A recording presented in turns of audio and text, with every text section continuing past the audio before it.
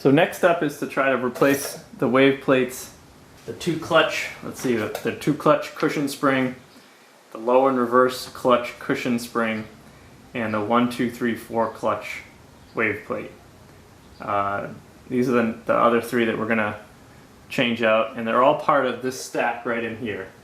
So I'm going to work on taking this out and trying to show how it all goes.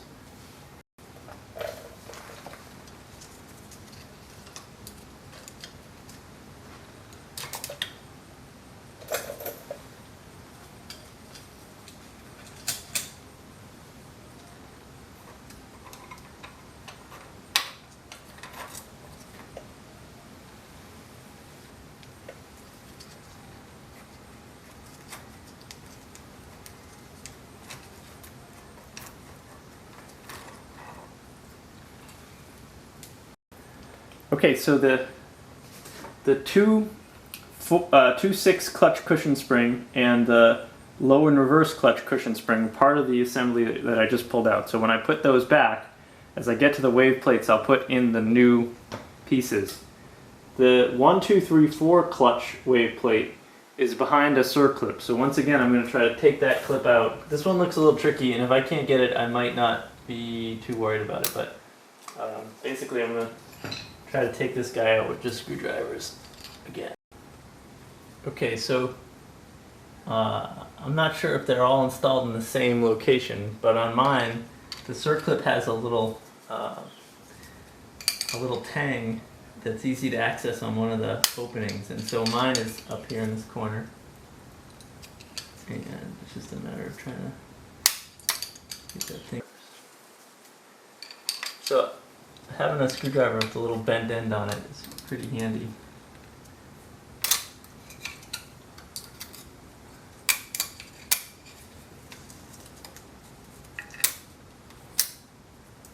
That's what that one looks like. So it came out like that, so I'll flip it upside down.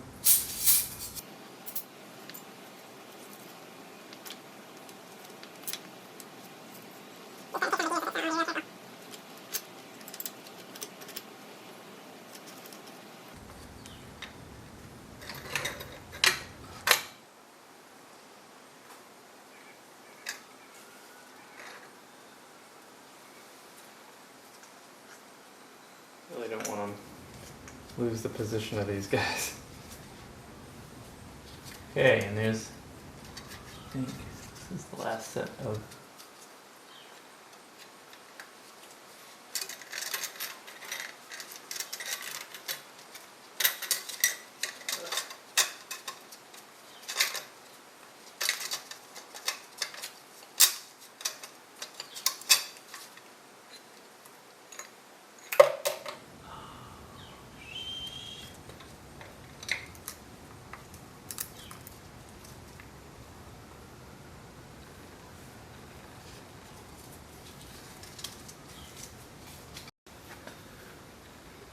Okay, so just want to show you what when I was pulling that out, I heard something drop back there. And what dropped was a little thrust washer that was on the back of that gear set. So be real careful of taking that out. I mean, in retrospect, maybe just replace those first two and call it a day instead of worrying about all these other parts that are now coming out. But so be real careful. But now that those are out, getting to the rest of this should be pretty easy.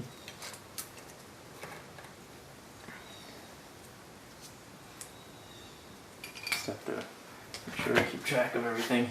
And this is the last wave plate to change right here, the one that just came out. So that's as far as we're going with this. And now we'll put all the new pieces back. And you can see again, this one is really burnished. I don't know if that was the original coloring as part of its treatment or not, but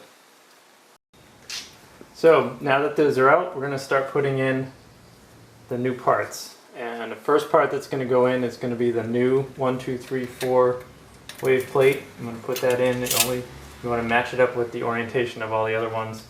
We'll take the old one out of the stack, and then we'll put these guys back in the way they came out.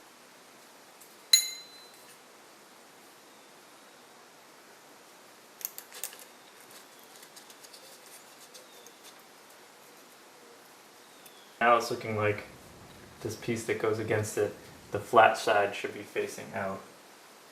The illustration is a little sketchy, not real clear on that.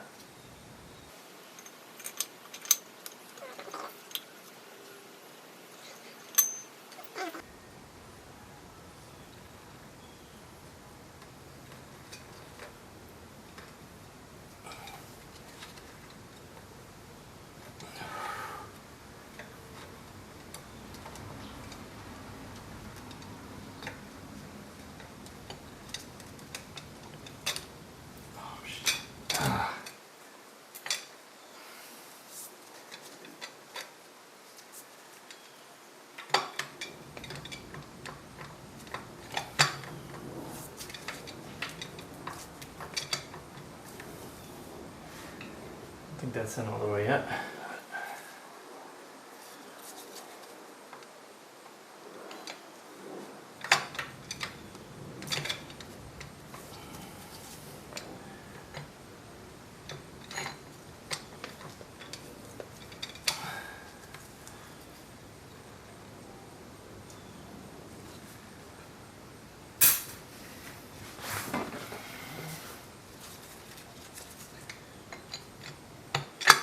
There we go. Whew.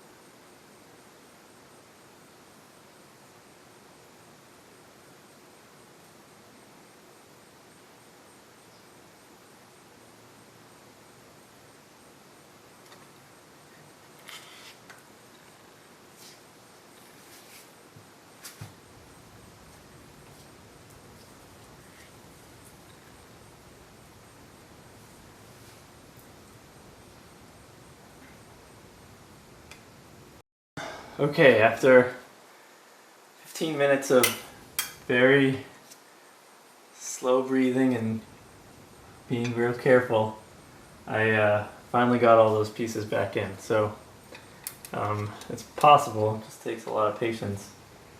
Now we're gonna put this ring back in. In retrospect, I don't know that doing that is worth it for that one.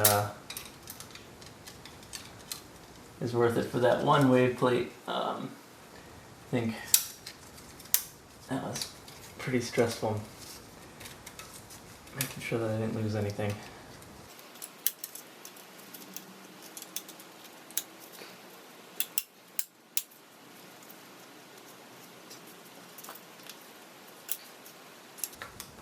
Just trying to get the circlip lined up the way it was when I took it out, so that that tang is in that same spot. Probably not that important, but it'll make me feel better.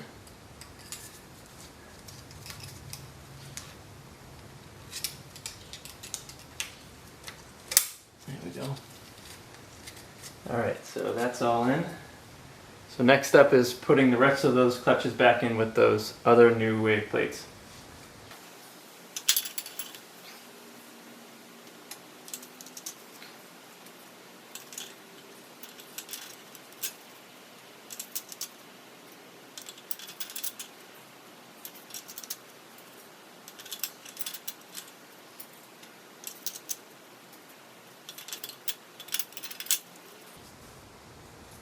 Okay, now we have the next wave plate to change.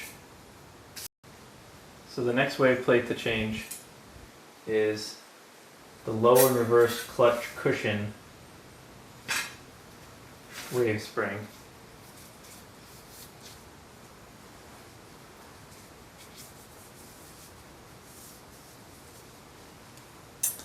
Okay.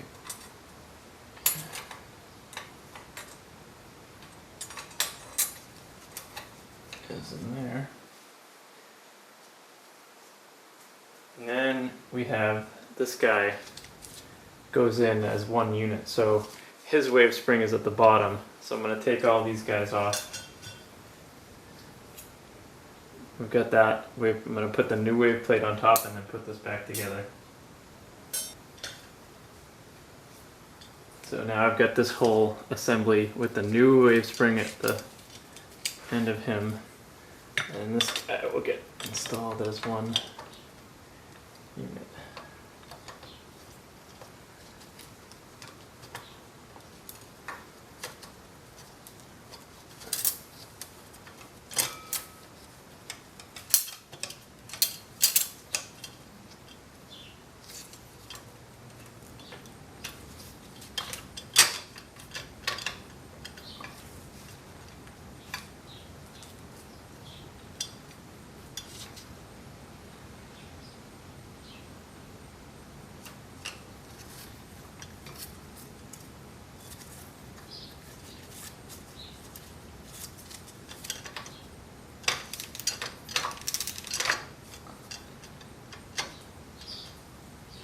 Okay, that's it. All 4 wave springs have now been changed. So now we'll put in that original clutch assembly back.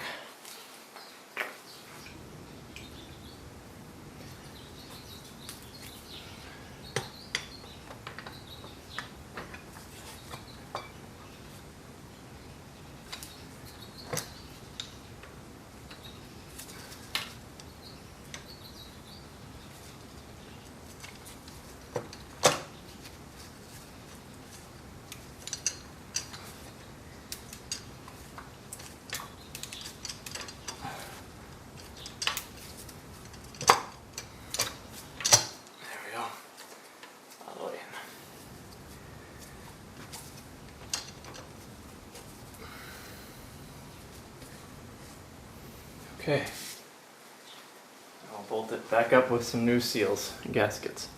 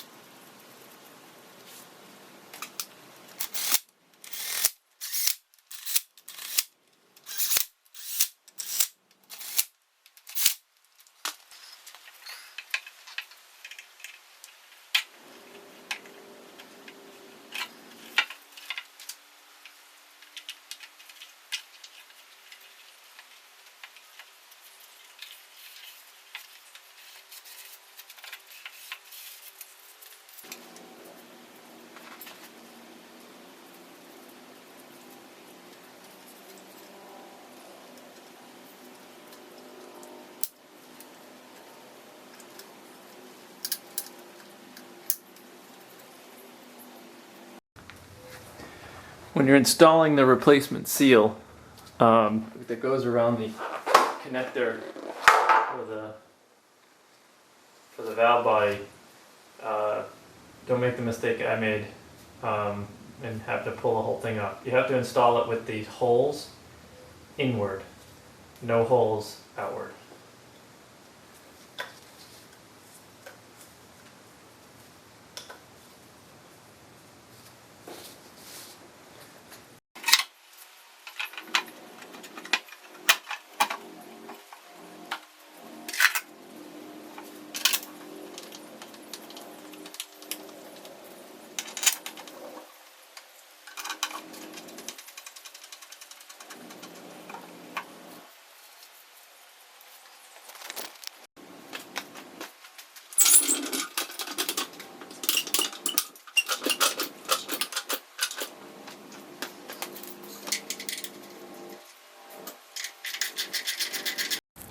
And that is how you change a wave plate in a Buick Enclave transmission.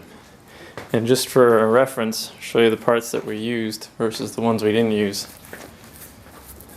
Over here, these are the parts that we used. We have the valve body seal, the side cover seal. This was the internal speed sensor seal because I took that off. This is the valve body electric connector seal. And then 4 different wave plates.